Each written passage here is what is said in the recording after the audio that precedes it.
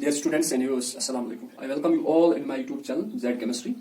I am Sheikh Zul Islam, teacher of High School Shanu, and today we are going to discuss about the next topic from this particular unit.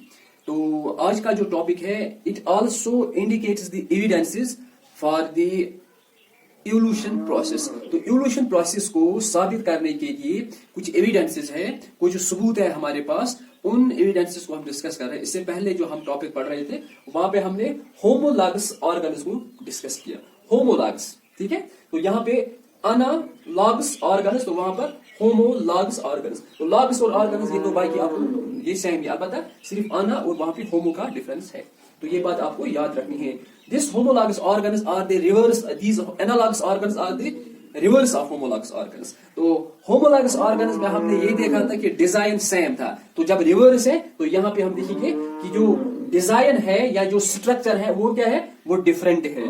The organs which are having different basic structure और different basic design, but वहां पे function different, यहाँ पे function same है but same appearance. यानी अगर हम देखेंगे जो इनकी अपीयरेंस है, जो आउटलुक इनका है वो सेम है और इसके अलावा जो फंक्शंस है वो भी सेम है. तो ऐसे ऑर्गन्स को हम क्या कहते हैं, ऐसे ऑर्गन्स को हम एनालॉगस ऑर्गन्स कहते हैं. तो जो एनालॉगस ऑर्गन्स है they also provide evidence for evolution, evidence for evolution, just like homologous organs, just like homologous organs, they also provide evidence for evolution. तो यहाँ पे हम ये इस बात का भी ख्याल रखेंगे कि जो there are many organs in different group of animals which seem to be built from the different basic structure but appear to be similar in shape and perform similar functions. These are called as analogous organs. यानी हम मुख्तलिफ organs में, मुख्तलिफ organisms में, मुख्तलिफ animals में, मुख्तलिफ creatures में,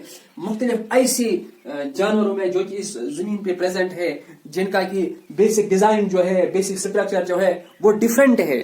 ठीक है. यदि अगर हम वहां पर बात करेंगे उनके स्ट्रक्चर का, कार्पल्स का, मेटाकार्पल्स का, या अलाइनमेंट ऑफ बोन्स का, या फेलेंजीज का, अलाइनमेंट ऑफ द फेलेंजीज का, किसी भी मतलब टिश्यू में, किसी भी ऑर्गन में जो बेसिक डिजाइन होगा, जो बेसिक स्ट्रक्चर होगा, जो टिश्यूज का अलाइनमेंट होगा, जो सेल्स का अलाइनमेंट होगा, वो क्या होगा, वो डिफरेंट होगा. ठीक है.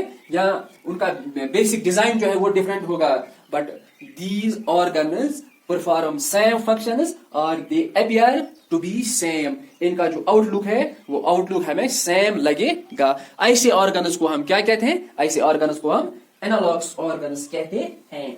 अगर हम यहाँ पर देखेंगे, यहाँ पर हम जो हमारे पास फाइलम आर्थ्रोपोडा में है, एग्जाम्पल के हिसाब से हम देखेंगे कि विंग्स ऑफ इंसेक्ट्स, जो इंसेक्ट्स होते हैं जिनको हम फाइलम आर्थ्रोपोडा में रखते हैं, wings of insects.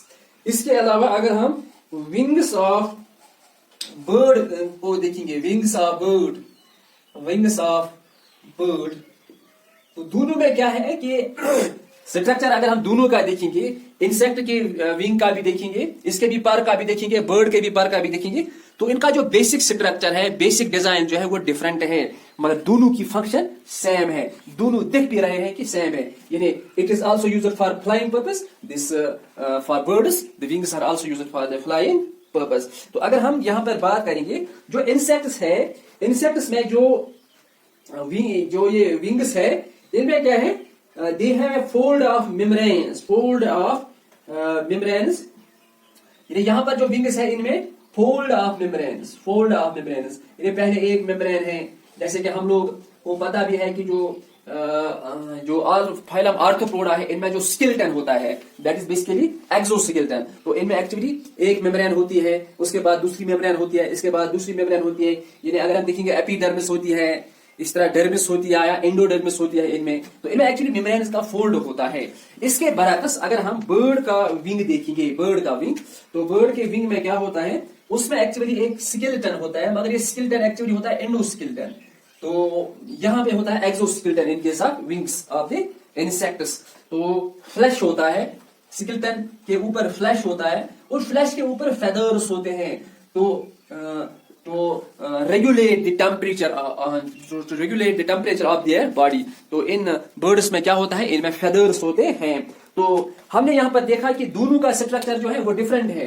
The wings of birds have a fold of membranes where the wings of birds are composed of skeleton, flesh and feathers, but both perform the same function. तो दोनों की function जो है वो same है. That is used for flying purpose. That is used for flying purpose. तो इस तरीके से हम ये कहेंगे कि the organelles having the same structure, the organelles having the same basic structure. इन्हें ऐसे organelles जिनका basic structure या जिनका basic design जो है वो different होता है, but they appear same and have same functions are called as the analogous organelles. वो example उनके लिए क्या है?